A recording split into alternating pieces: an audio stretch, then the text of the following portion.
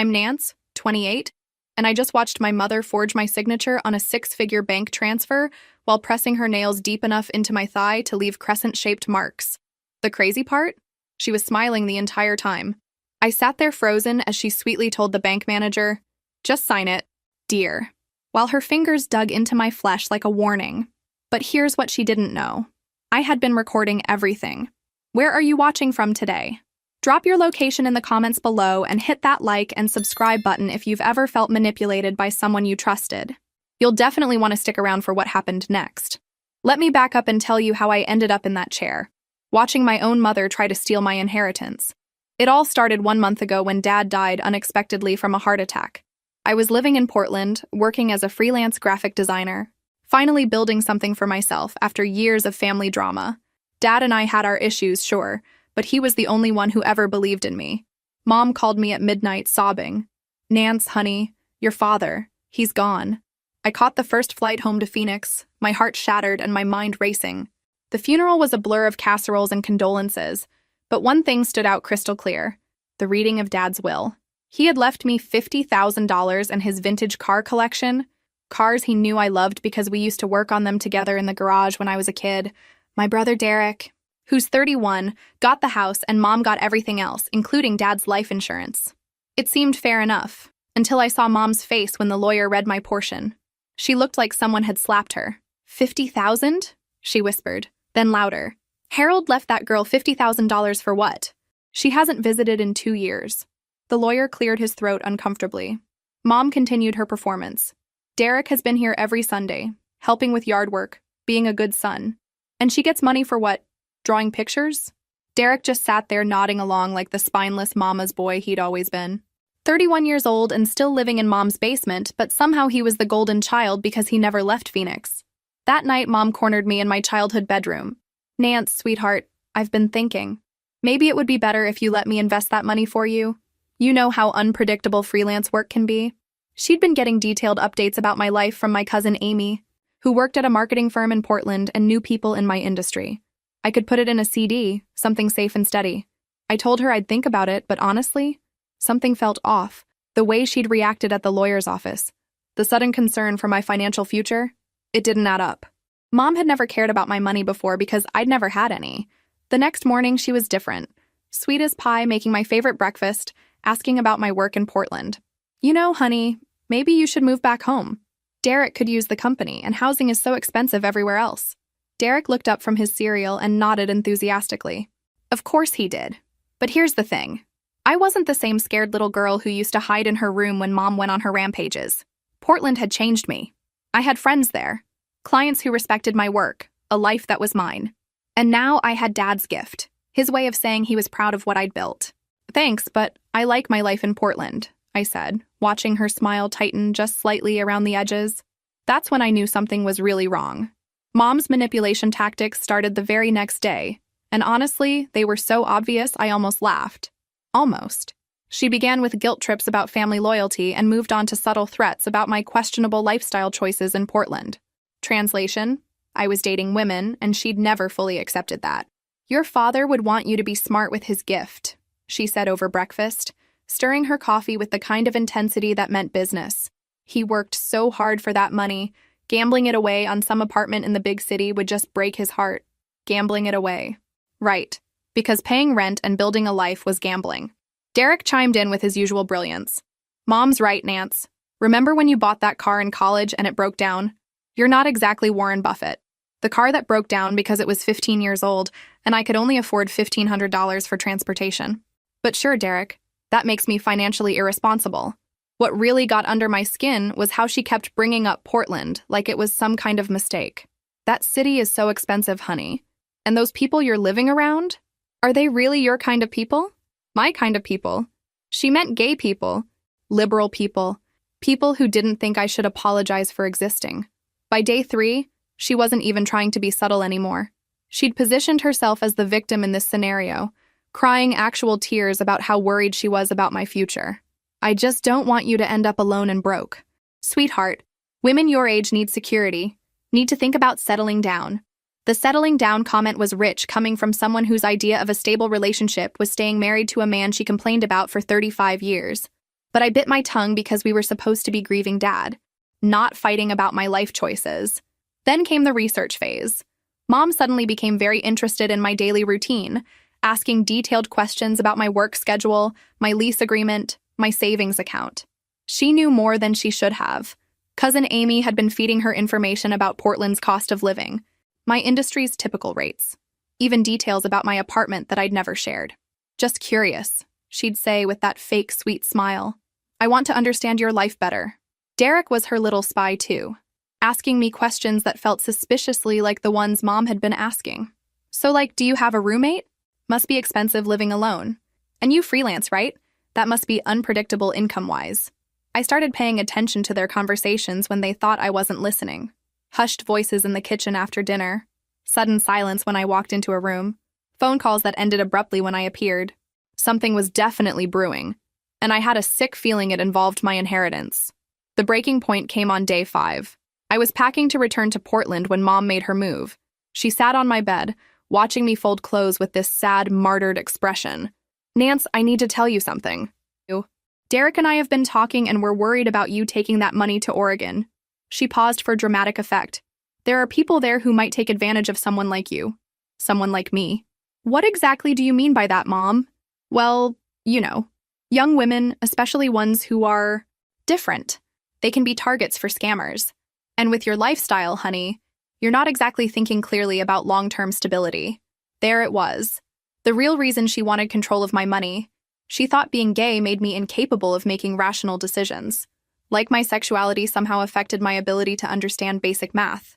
I zipped up my suitcase and looked her straight in the eye. I'm taking Dad's money, Mom.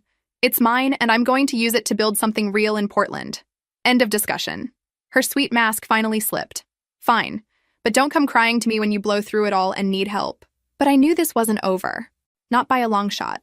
The phone calls started the moment I got back to Portland. At first, they were just Mom checking in, asking how I was adjusting back to my routine. Sweet, concerned, totally normal. Then they got weird. Honey, I was talking to my financial advisor about your situation, she said during call number 3. He mentioned that inheritance money can be really tricky tax-wise if you don't handle it properly. You could end up owing a lot more than you think. I'd already looked into the tax implications. Dad had structured everything to minimize what I'd owe, but Mom didn't need to know I'd done my homework. I let her think I was clueless, curious to see where this was heading. Maybe you should talk to a professional before you do anything hasty, she continued. I could set up a meeting with our guy. He's helped our family for years. Their guy.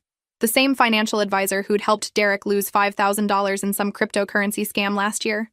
No thanks. But I played along. That sounds like a good idea, Mom. I want to be smart about this. I could practically hear her smiling through the phone. Wonderful. I'll call him tomorrow and see when he can fit us in. Maybe you could fly back next weekend? Us. Interesting. That's when I decided to do some investigating of my own. I called the law office that had handled Dad's will and asked some questions about the inheritance process. The paralegal was helpful, confirming what I already knew. The money was mine, no strings attached, and Mom had no legal right to make decisions about it. But then she mentioned something that made my blood run cold. Your mother did call asking about the timeline for the transfer and whether there were any complications with your portion specifically. Mom had called the lawyer's office, without telling me. That was definitely not normal grieving widow behavior. I started documenting everything, screenshot every text, recording phone calls when I remembered, keeping notes about her questions and comments. Call me paranoid, but something about this whole situation felt calculated. The pressure ramped up over the next 2 weeks. Mom called daily, each conversation steering toward my financial decisions. She'd bring up horror stories about people who'd lost their inheritance money, mention how complicated taxes could be, suggest that someone with my limited experience might benefit from professional guidance. Derek joined the campaign too, texting me articles about investment scams and financial planning mistakes. Real subtle, guys. The weird part was how coordinated it all felt. Like they were working from some kind of script, each taking turns to wear me down from different angles. Mom played the worried mother card, Derek played the concerned brother card, and together they painted a picture of me as someone too naive and inexperienced to handle grown-up money. Have you ever experienced family members working together to manipulate you? It's this creepy feeling of realizing that people you trust have been planning behind your back, treating you like a problem to be solved rather than a person to be respected. Then came the ultimatum disguised as an invitation. Nance, sweetie, I've scheduled that appointment with the financial advisor for next Friday at 2. I went ahead and booked your flight. Derek will pick you up at the airport. We can make a weekend of it, just like old times. She'd booked my flight, without asking, like I was 12 years old going to summer camp. Mom, I didn't agree to come back next weekend. I have work commitments here. Long pause. Then, in a voice I remembered from childhood, the one that meant business. Nance, this is important. Your father's money isn't going to manage itself, and frankly, I'm concerned about some of the choices you're making. If you're not mature enough to handle this responsibly, maybe we need to explore other options. Other options. What the hell did that mean? What other options, Mom? Well, honey, if you're not capable of making sound financial decisions, there might be ways to protect that money until you're ready for it. My hands started shaking. Was she actually threatening some kind of legal action to get control of my inheritance? That night, I couldn't sleep. I kept thinking about Mom's tone, Derek's sudden interest in my finances, the coordinated pressure campaign. This wasn't about protecting me or helping me make good decisions. This was about control. And I was going to find out exactly what they were planning. I decided to call their bluff. If Mom wanted me to come back for a financial planning meeting, fine. But I wasn't going in blind. First, I contacted a lawyer in Portland, a friend of a friend who specialized in family law and estate issues. I explained the situation: inheritance from my father, pressure from my mother to let her manage it, vague threats about protection if I wasn't responsible enough. Your mother has no legal standing to control money your father left specifically to you, Jennifer told me during our consultation. But families sometimes try creative approaches, like convincing someone to voluntarily put money in a trust or sign over financial power of attorney. That didn't sound good. What should I watch out for? Any paperwork they want you to sign, especially at a bank or lawyer's office. And be careful about signing anything under pressure. Document everything if you can. I booked the flight to Phoenix, but I also made preparations. I set up alerts on all my bank accounts, changed my passwords, and made sure my inheritance money was still sitting safely where Dad's lawyer had transferred it. Everything looked normal, but I couldn't shake the feeling that something was about to go very wrong. Derek picked me up at the airport Friday afternoon, and immediately I noticed he was acting strange. More attentive than usual, asking lots of questions about how I was feeling, whether I'd been stressed lately, if I was sleeping okay. You seem tired, Nance. Are you taking care of yourself? Since when did Derek care about my well-being? This was the same brother who used to put thumbtacks on my desk chair and tell Mom I was lying when I complained about it. I'm fine, Derek, just busy with work. Right, the freelance thing. That must be really stressful, not knowing where your next paycheck is coming from. No wonder you're looking run down. I wasn't looking run down. I was looking like someone who'd spent 3 weeks dealing with manipulative family members. But that was beside the point. When we got to Mom's house, she had clearly prepared for my visit. Fresh flowers in my old room, my favorite dinner cooking, the whole domestic goddess routine. But there was something performative about it, like she was trying to create the perfect setting for whatever she had planned.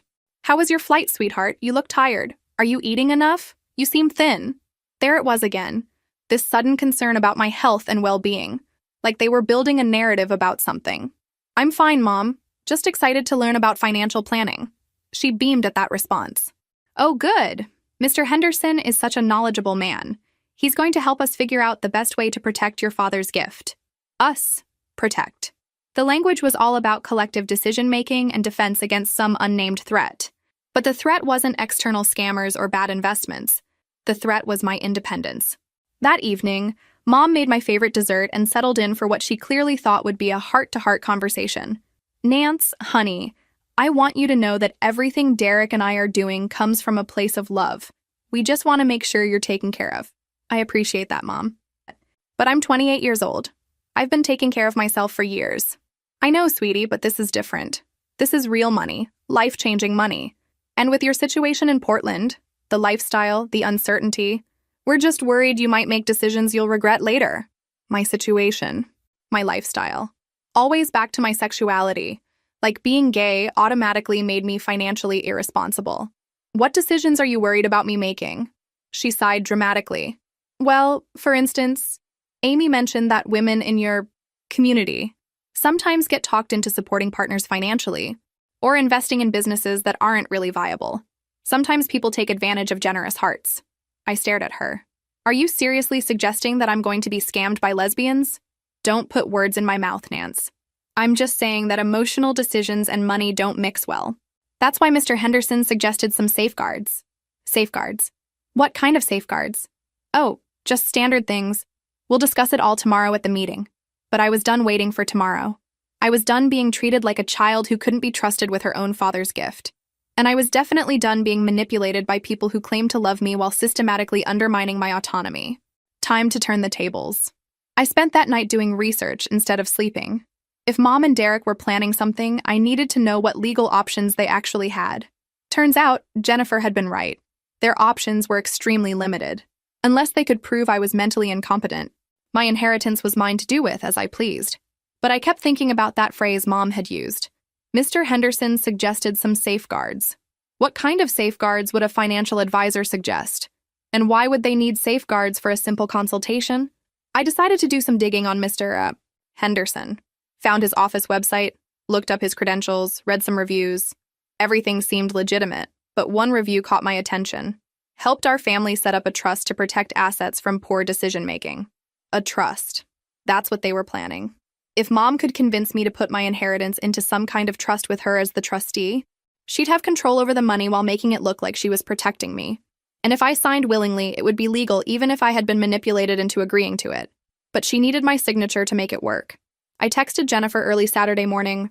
Hypothetically, if someone wanted to set up a trust for my inheritance money, would they need my signature? She responded within an hour. Yes, and you'd need to sign in front of a notary or bank official. Be very careful about signing anything you haven't read completely. If you suspect manipulation, document everything. The meeting was scheduled for 2 p.m. at First National Bank, not at Mr. Henderson's office. That seemed odd until I realized they'd need a bank official to notarize any documents.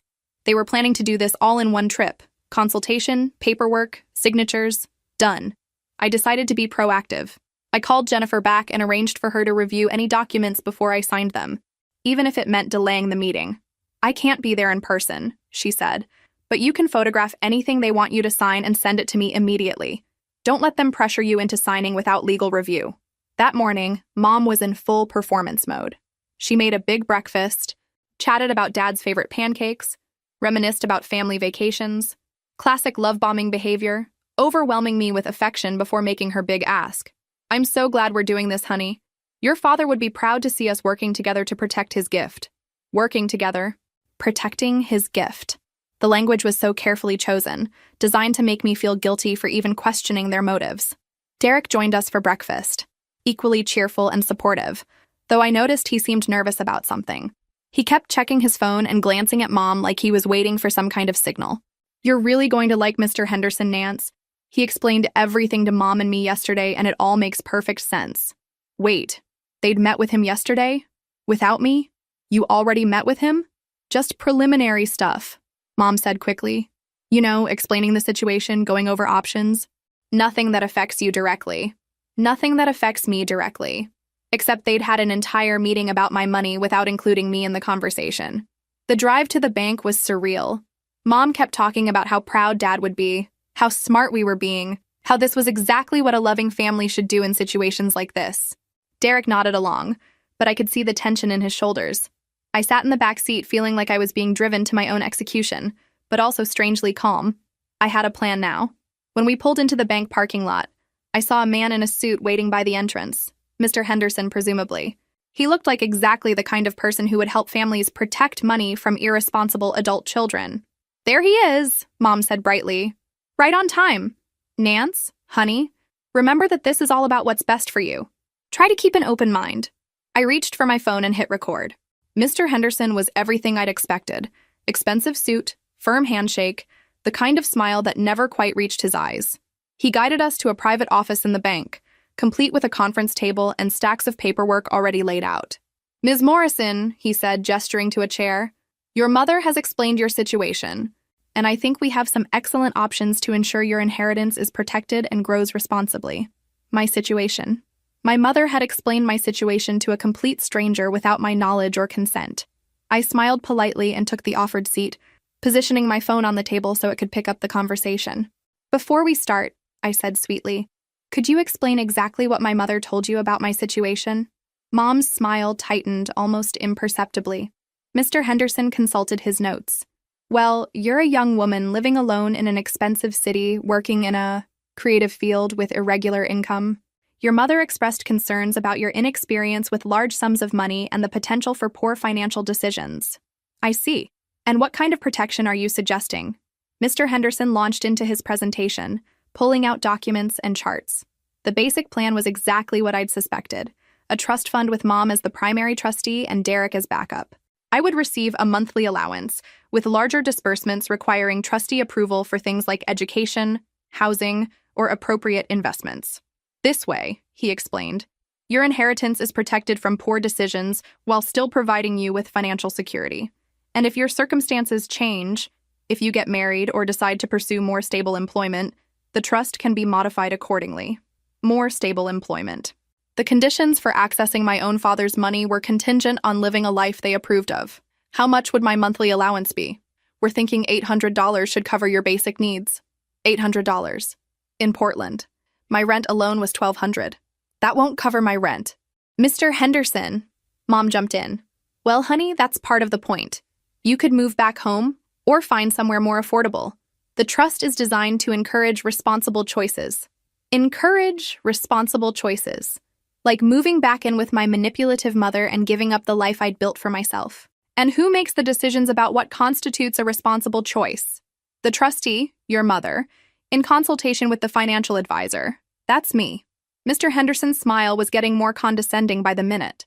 I looked at the paperwork spread across the table.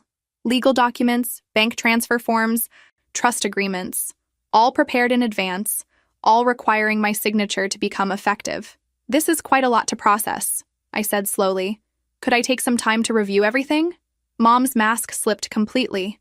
Nance, sweetie, Mr. Henderson has taken time out of his weekend to meet with us. The bank is open special just for this appointment. It would be rude to waste everyone's time. Derek leaned forward. Plus, the sooner we get this set up, the sooner your money is protected. What if something happens to it while we're waiting? What could happen to money sitting in my savings account? But I didn't ask because I could see where this was heading. They'd planned this entire scenario to create pressure, to make me feel guilty about inconveniencing people, to rush me into signing before I could think it through. Well, I said, picking up a pen and taking photos of the documents with my phone, I suppose if you've all put this much effort into protecting me. I started texting the photos to Jennifer while Mom and Mr. Henderson exchanged satisfied glances. My phone buzzed with a response. Do not sign. This is financial abuse. Get out now. Actually, I said, setting down the pen, I'd like my attorney to review these documents first. The temperature in the room dropped about 20 degrees. Your attorney? Mom's voice was dangerously quiet. Yes. I consulted with a lawyer before coming here, just to make sure I understood my rights. She's reviewing the paperwork now. At the bank, my mother spoke sweetly. Just sign it, dear, while digging her nails into my thigh. I typed coercion in the transfer's subject line. She was smiling, until she saw who was standing behind her, because my phone was ringing, and Jennifer's voice filled the room through the speaker. Nance, I've reviewed the documents. This trust would give your mother complete control over your inheritance with no oversight. Under no circumstances should you sign anything. If they're pressuring you, you need to leave immediately. Mr. Henderson started gathering the papers. Perhaps we should reschedule when everyone has had time to think more clearly. But Mom wasn't ready to give up. Her nails dug into my thigh under the table as she leaned close and whispered, Just sign it, dear. We can sort out the details later. I looked at her hand on my leg, then at her face, still wearing that sweet smile for Mr. Henderson's benefit. That's when I realized this was never about protecting me. This was about control, pure and simple. I stood up slowly, gathering my things. I think we're done here. The ride back to Mom's house was the most uncomfortable 20 minutes of my life. The silence was thick enough to cut with a knife, and I could feel Mom's rage radiating from the driver's seat like heat from a furnace. Derek kept glancing between us nervously, probably trying to figure out how everything had gone so wrong. He'd been expecting a nice family moment where we all worked together to help me, and instead he'd witnessed his first real glimpse of Mom's true nature. I can't believe you embarrassed me like that, Mom finally said as we pulled into the driveway. Mr. Henderson has been working with our family for years, and you made us look like criminals. Did I? Or did I just refuse to sign away my rights to my own money? She slammed the car door hard enough to rattle the windows. Your rights? Nance, you're 28 years old with no savings, no stable income, and no real plan for the future. How is protecting you from your own poor judgment criminal? We were standing in the driveway now, and I could see neighbors starting to peek through their curtains. Good. Let them witness this. Mom, what's your real financial situation? The question hit her like a slap. What do you mean? I mean, why do you really need control of my inheritance? Because this isn't about protecting me from bad decisions. This is about something else entirely. Derek stepped closer, suddenly paying attention in a way he never had before. What are you talking about, Nance? I looked at him, then back at Mom. Derek, did you know Mom called Dad's lawyer asking specifically about complications with my portion of the inheritance? Did you know she's been getting detailed reports about my life in Portland from cousin Amy? Did you know that trust was designed to force me to move back home and live on $800 a month? Derek's face went pale. Mom, is that true? Don't be ridiculous, Mom snapped, but her voice lacked its usual conviction. I was just trying to understand the situation better. What situation, Mom? My inheritance was straightforward. $50,000 transferred directly to me. What complications could there possibly be? She opened her mouth, then closed it again. For the first time in my life, I'd managed to corner her in a lie she couldn't talk her way out of. Unless, I continued, you were hoping there would be complications, or planning to create some. What do you think will happen next? Will Nance's mother finally come clean about her real motivations, or will she find another way to try and manipulate the situation? Drop your predictions in the comments below. That night, I couldn't sleep. I kept replaying the scene at the bank. Mom's reaction when I mentioned the lawyer, the way Derek had looked when he started to realize what was really happening. Around midnight, I heard voices downstairs. Mom and Derek were having some kind of heated discussion in the kitchen. I crept to the top of the stairs to listen. Never supposed to be this complicated, Derek was saying. You said it was just about helping her make good choices. It is about helping her. Mom's voice was strained. You don't understand, Derek. If she takes that money to Portland and wastes it, she'll have nothing. No security, no backup plan. At least if it's in a trust, she'll always have something. But $800 a month? Mom, that's not enough to live on anywhere, much less Portland. It's enough if she moves back home where she belongs. There it was. The real plan. Not protecting my money, but using my money to force me back under her control. And what if she doesn't want to move back home? Derek asked quietly. Long pause. Then, she will when she realizes she doesn't have any other choice. I'd heard enough. I went back to my room and started packing. There was no point in staying for the rest of the weekend. I knew everything I needed to know now. But as I folded my clothes, something nagged at me. Mom's desperation at the bank, the pressure to sign immediately, the fact that she'd been planning this since Dad's funeral. It felt like more than just control issues. It felt like urgency, like she needed that money for something specific. I confronted Derek the next morning while Mom was in the shower. He was sitting at the kitchen table, staring into his coffee cup like it held the answers to life's mysteries. Derek, I need to ask you something, and I need you to be completely honest with me. He looked up, and I was surprised to see how tired he looked, like he hadn't slept either. Okay. What's Mom's real financial situation? He was quiet for so long I thought he wasn't going to answer. Then, it's not good, Nance. My stomach dropped. How not good? Derek rubbed his face with both hands. After Dad died, I started helping her with the bills and paperwork. That's when I found out about everything. Everything like what? Credit card debt, a lot of it. And she's been borrowing against the house to cover payments. How much debt? Around $40,000. $40,000. Almost exactly what my inheritance was worth. Derek, please tell me she wasn't planning to use my money to pay off her debts. He wouldn't meet my eyes. She said it would just be temporary, like a loan. Once she got things straightened out, she'd pay it back through the trust. I felt like I'd been punched in the stomach. But looking at those papers yesterday, there was no mechanism for paying anything back, was there? No, he whispered. There wasn't. This put everything in a completely different light. Mom hadn't just been trying to control me, she'd been trying to steal from me to cover her own financial mistakes.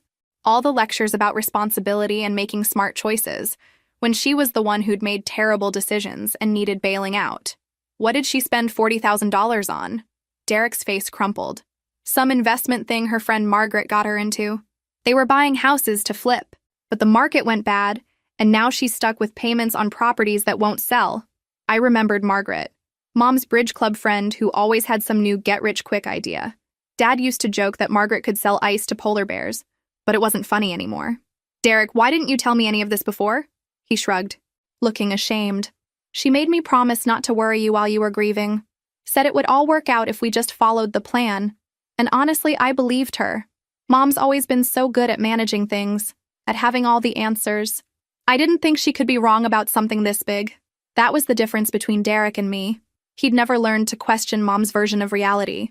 I'd been forced to develop that skill through years of being scapegoated and manipulated. What felt like punishment had actually been preparation. Derek, there's something else. That trust wasn't just about controlling my spending.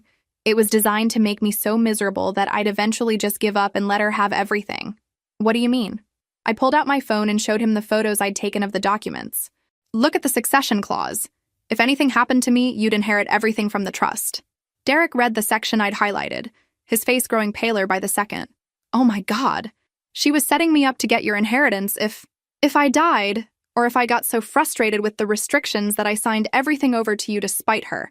Either way, Dad's money would end up with the family member who never left Phoenix. We sat in silence, both processing the full scope of what Mom had planned.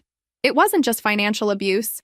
It was a complete restructuring of Dad's wishes, using legal manipulation to redirect his gift away from me entirely. Nance, I had no idea. I swear to you, I thought we were really helping. I studied his face, looking for signs of deception. But Derek had never been a good liar. That had always been Mom's specialty. I believe you, Derek, but we need to talk about what happens now. What do you mean? Are you going to keep helping her try to manipulate me, or are you going to start thinking for yourself? It was a harsh question, but Derek needed to hear it. He'd spent 31 years being Mom's loyal soldier, and it was time for him to decide whether he wanted to be her victim too. Derek's answer came sooner than I expected. That afternoon, while I was booking my flight back to Portland, he knocked on my bedroom door. Nance, can we talk? I looked up from my laptop. He was holding a manila folder, and his hands were shaking slightly. What's that? Financial documents. Mom's financial documents. He sat down heavily on my bed. I've been thinking about everything you said, and I realized I needed to see the full picture for myself. My heart started racing. And? It's worse than I told you this morning. He opened the folder and pulled out bank statements, credit card bills, loan documents. The $40,000 in credit card debt? That's just the beginning. I stared at the papers he was spreading across my comforter. How much worse? She owes almost $80,000 total. Credit cards, loans against the house, a business loan for the real estate investments. And Nance? The house payments are 3 months behind. $80,000. No wonder she'd been so desperate to get control of my inheritance. Derek, how long has this been going on? I think it started about a year ago, but it got really bad after Dad's heart attack. The medical bills, the funeral expenses, and then Margaret convinced her that real estate flipping was a quick way to make back what she'd spent. I picked up one of the credit card statements. The minimum payment alone was more than my monthly rent in Portland. How has she been making even the minimum payments? Derek looked ashamed. I've been giving her money. About $1,500 a month. $1,500? Derek, where are you getting that kind of money? I picked up a second job. Night security at an office building. And I took out a personal loan. My brother had been quietly destroying his own financial future to enable Mom's spending and cover her mistakes. No wonder he'd looked so tired and stressed. Derek, you can't keep doing this. She's drowning and she's going to drag you down with her. I know that now, he said quietly. But at the time, she made it sound temporary. She said once she got your inheritance properly managed, she could pay everything back and we'd all be secure. Except my inheritance wouldn't have been nearly enough to cover all this debt. No, it wouldn't have. He pulled out another document. That's why she was also planning to sell Dad's car collection. I felt like he'd punched me. The cars Dad left me? She had them appraised last week. They're worth about $30,000 if she sells them to a collector. So the total plan was to steal my $50,000 in cash, sell my $30,000 in cars, and use Derek's credit to cover the remaining debt. She would have completely erased Dad's gift to me and left Derek financially ruined, all to pay for her own poor decisions. Derek, show me the appraisal. He handed me the document and my blood ran cold. The appraiser's signature looked familiar. Too familiar. Derek, look at this signature. Look at it closely. He studied the paper. It looks like Dad's signature. That's because it is Dad's signature, or Mom's version of it. I pulled out my phone and started taking pictures of all the documents. Derek, I think Mom has been forging Dad's signature on things. Not just this appraisal, but probably other documents too. Derek went very still. What kind of other documents? I don't know yet. But someone who's willing to forge one signature is probably willing to forge others. I looked at him seriously. Derek, I need to ask you something, and I need you to tell me the truth. Do you think Mom would have really paid me back if I'd signed that trust? He was quiet for a long moment, staring at the financial documents spread across my bed. Finally, no, I don't think she would have. I think once she had control of your money, she would have found reasons why paying it back would be irresponsible or impossible. And what about you? Do you think she cares about the financial hole she's put you in? Another long pause. I think Mom cares about Mom, and she's really good at making other people's problems sound like their own fault. It was the first time I'd ever heard Derek criticize Mom directly. Maybe there was hope for him after all.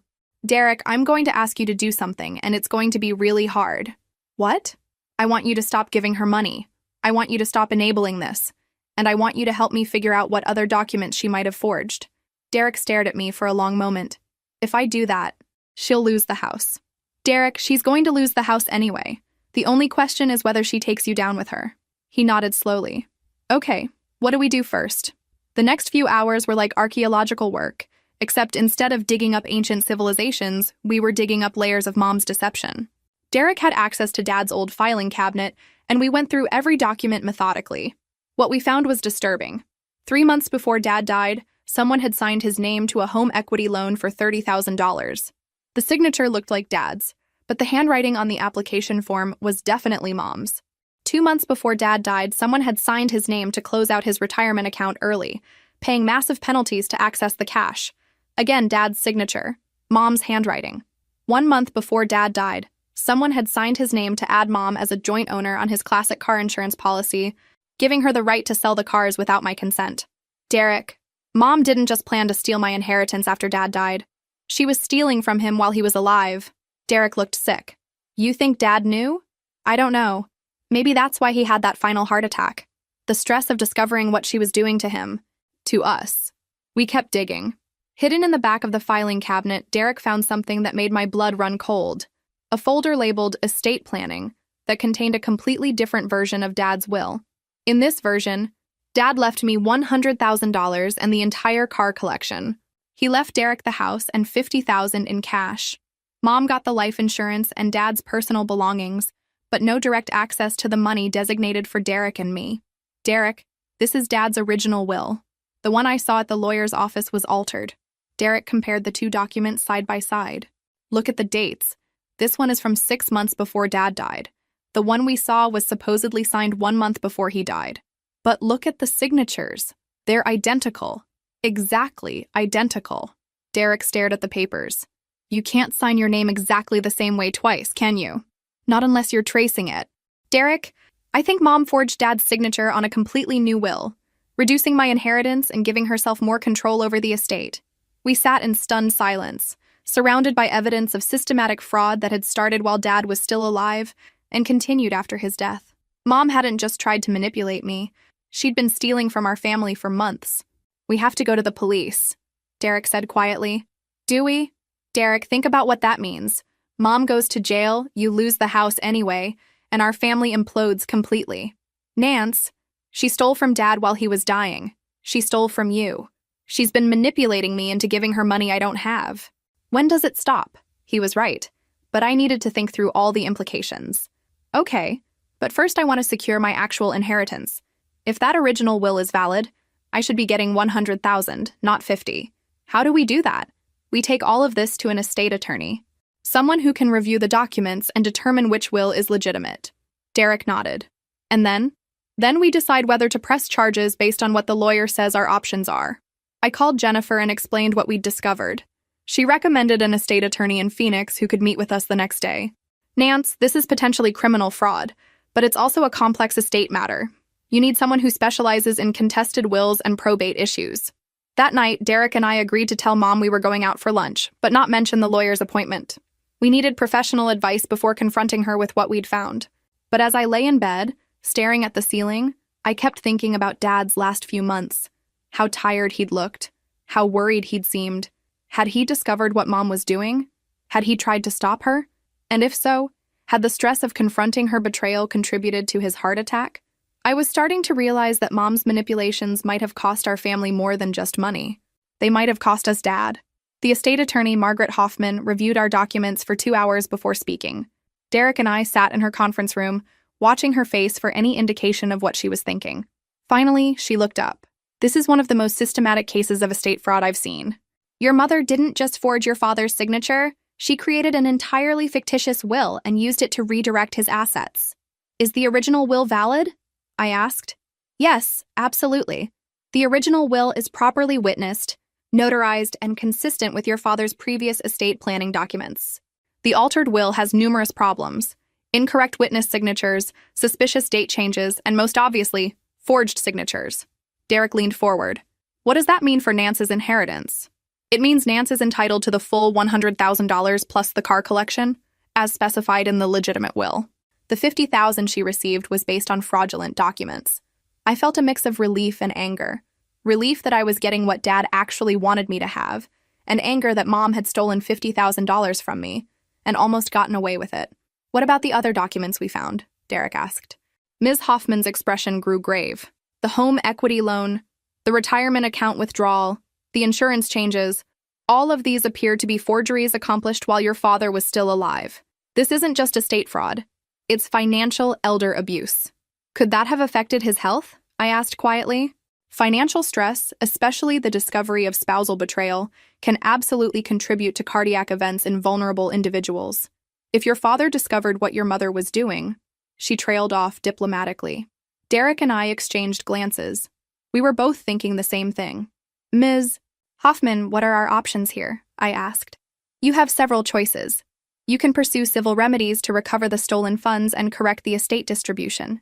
You can file criminal complaints for fraud and elder abuse, or you can seek a combination of both civil and criminal justice. What would you recommend? That depends on your goals. Do you want to recover your father's assets and prevent future fraud? Do you want to see your mother face criminal consequences? Do you want to protect Derek from further financial manipulation? I looked at Derek. What do you think? Derek was quiet for a long moment. I think Dad deserves justice. And I think Mom needs to face consequences for what she's done. Not just to us, but to him. Okay, let's pursue both civil and criminal options. Ms. Hoffman nodded. I'll prepare the necessary paperwork to contest the will and recover the stolen assets. I'll also put you in touch with a prosecutor who specializes in elder abuse cases. 2 days later, Derek and I sat across from Detective Morrison and Assistant District Attorney Sarah Chen. We'd brought copies of all the forged documents, the financial records showing Mom's debts, and the evidence of systematic fraud. This is a strong case, Ada Chen said after reviewing everything. Your mother committed multiple felonies over an extended period. The evidence is clear and well documented. What kind of consequences would she face? Derek asked. Multiple counts of fraud, forgery, and elder abuse. We're looking at significant jail time, restitution requirements, and permanent restrictions on her ability to handle financial matters. Derek looked pale. How long would the process take? Several months for the criminal case, potentially longer for the civil recovery.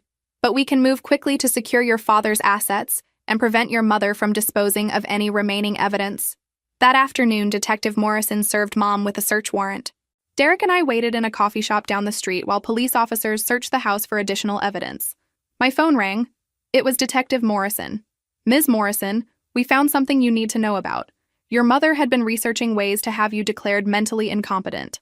She had printed articles about conservatorship laws, forms for psychiatric evaluations, and notes about building a case for financial incapacity. My blood ran cold. She was planning to have me declared incompetent? It appears so. The note suggests she was going to argue that your lifestyle choices and financial inexperience made you unable to manage large sums of money. If I hadn't refused to sign that trust, if I hadn't brought my lawyer into the situation, Mom would have moved to the next phase of her plan. She would have tried to have me declared legally incompetent, giving her permanent control over my inheritance and potentially my entire life. Detective, there's something else. My mother has been receiving detailed information about my life in Portland from my cousin Amy. If she was planning to build a competency case, she might have been documenting things for months. We'll look into that. Ms. Morrison, you did the right thing by standing up to her. If you'd signed those documents, it would have been much harder to protect yourself legally. When Derek and I returned to the house, Mom was sitting in the living room with her attorney, looking defeated for the first time in my life. Nance, she said as we walked in, we need to talk. Actually, Mom, I think we're past talking. It's time for you to face the consequences of what you've done. She looked at me with something I'd never seen before: genuine fear. She'd spent so many years controlling everyone around her that she'd forgotten what it felt like to be powerless. "I was trying to protect you," she said weakly. "No, Mom. You were trying to steal from me. From Dad. From Derek. You were trying to destroy our family to cover your own mistakes." Her lawyer whispered something in her ear. She nodded slowly. "I'm prepared to make a deal," her lawyer announced. "Full restitution, cooperation with the estate correction, and a guilty plea to reduce charges in exchange for a lighter sentence." I looked at Derek, then back at Mom. "What do you think, Derek?" "I think justice isn't about revenge. It's about making sure this never happens again." He was right. The goal wasn't to destroy Mom. It was to protect ourselves and honor Dad's actual wishes. "We'll consider the plea deal," I said. "But there are going to be conditions." 6 months later, I was sitting in my new home office in Portland, looking out at the garden I'd planted with some of my inheritance money. The house was small but perfect. 2 bedrooms, a studio space for my design work, and enough room for the classic car collection Dad had left me. The legal process had taken longer than expected, but the resolution was fair. Mom pleaded guilty to multiple counts of fraud and elder abuse, receiving 3 years of probation, restitution requirements, and mandatory financial counseling. She'd lost the Phoenix house but avoided jail time. More importantly, Dad's original will had been validated. I received the full $100,000 he'd intended for me, plus the cars he'd specifically wanted me to have. Derek got his $50,000 and the family photos and personal items Dad had set aside for him. The money had changed my life in ways I'd never expected. Not just the financial security, but the validation of Dad's faith in me. He'd believed I could handle independence and responsibility, and he'd been right. I'd used part of the inheritance to expand my freelance business into a full design agency, focusing on helping small businesses build their brands. The rest was invested conservatively, earning interest while giving me the freedom to take creative risks without worrying about rent money. Derek had moved to Portland too, using his inheritance to start fresh in a city where Mom's influence couldn't reach him. He'd started therapy and was slowly learning to make decisions based on his own judgment rather than family pressure. "I keep thinking about what would have happened if you'd signed those papers," he said during one of our weekly dinners. "I'd probably be living in Mom's basement, getting an allowance like a teenager and watching my dreams disappear one $800 payment at a time. And I'd still be working 2 jobs to cover her debt, thinking it was normal family loyalty." We'd both learned important lessons about the difference between love and manipulation, between protection and control. Real love trusts you to make good decisions and supports you when you make mistakes. Real love doesn't try to reshape you into someone more convenient to manage. Mom still called occasionally, usually when she needed something. I'd developed a skill Dad would have been proud of: the ability to listen politely and then say no without guilt or explanation. The most important thing I'd learned was that standing up for yourself isn't selfish. It's necessary. Family loyalty shouldn't require sacrificing your autonomy, and love shouldn't come with conditions that diminish who you are. I'd started a blog about financial abuse and family manipulation, sharing my story and resources for others in similar situations. The response had been overwhelming. Hundreds of people reached out to share their own experiences with family members who used money as a weapon of control. "Thank you for showing me that I wasn't crazy," one woman wrote. "My family had me convinced that questioning their financial help made me ungrateful and selfish." Another message said, "Your story gave me the courage to hire my own lawyer when my relatives tried to pressure me into signing over my house." The blog had grown into a support community, then into a nonprofit organization, providing resources and legal assistance for people experiencing financial abuse from family members. It wasn't something I'd planned, but it felt like a natural extension of Dad's gift, using my independence to help others find their own. On the anniversary of Dad's death, Derek and I took one of his classic cars for a drive through the Oregon mountains. It was a beautiful day, and I could almost feel Dad's presence in the rumble of the engine and the wind through the windows. "Do you think he knew?" Derek asked as we pulled over at a scenic overlook. "About what Mom was planning?" "I think he suspected something. That's why he made sure his real will was so clear about what he wanted for us. And why he gave you enough money to be truly independent." I nodded. Dad understood that sometimes protecting someone means giving them the tools to protect themselves, not controlling their choices. We stood at the overlook, looking out at the mountains and valleys below. It was the kind of view that puts everything in perspective. Problems that seemed enormous from up close became manageable from a distance. "You know what the strangest part is?" I said. "What?" "I'm grateful it happened. Not for the fraud or the manipulation, but for the lesson. If Mom hadn't tried to steal my inheritance, I might never have learned how strong I could be. I might have spent my whole life seeking approval from people who were never going to give it freely. Derek smiled. Dad would be proud of who you've become. He'd be proud of who we've both become. As we drove back toward Portland, I thought about the scared 28-year-old who'd sat in that bank conference room 6 months ago, watching her mother try to steal her future. That woman felt like a different person now. Not because I'd changed fundamentally, but because I'd finally learned to trust my own judgment and stand up for my own worth. The inheritance Dad left me wasn't just money. It was permission to live life on my own terms. And that gift, more than any dollar amount, had set me free. If this story resonated with you, make sure to like and subscribe for more stories about overcoming family manipulation and finding your own strength. Remember, you don't owe anyone your independence no matter what they call it. Real family supports your growth. They don't try to control it. Sometimes the greatest act of love is trusting someone to live their own life, even when you don't understand their choices. Dad understood that. It just took me a while to learn it myself.